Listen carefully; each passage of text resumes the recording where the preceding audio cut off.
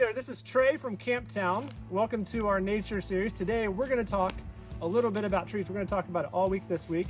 But the first thing we want to start with is some simple ways to identify what we call broadleaf trees, or trees with leaves. All right, and the first way, it's really easy to identify a tree here in Indiana, is through the leaves. So right here I have an oak leaf, and you can tell it has a very distinct shape. All right, and that's the first way we can identify these. A lot of people recognize the Indiana state sycamores have a great big sycamore leaf as their state mascot.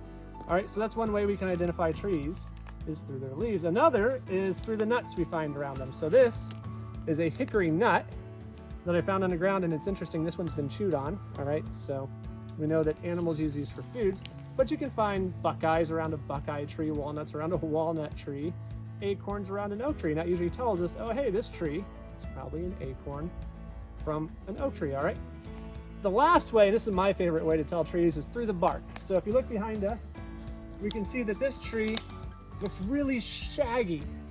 It's got kind of a crazy bark to it. We call that a shagbark hickory. All right, so it's really easy to remember: shaggy, shagbark hickory. A lot of people recognize sycamore trees because they turn white at the top and they look sickly, sycamore. All right, and again, the bark gives it away.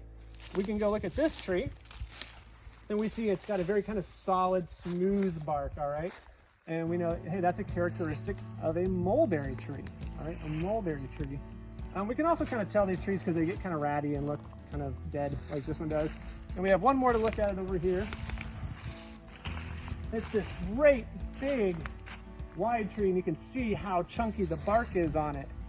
That's a cottonwood tree, and they're known for having this great big chunky bark on it. And if you've ever walked outside in the middle of summer and it looks like there's snow and fuzz on the ground, those are cottonwood seeds. That's why we call it cottonwood.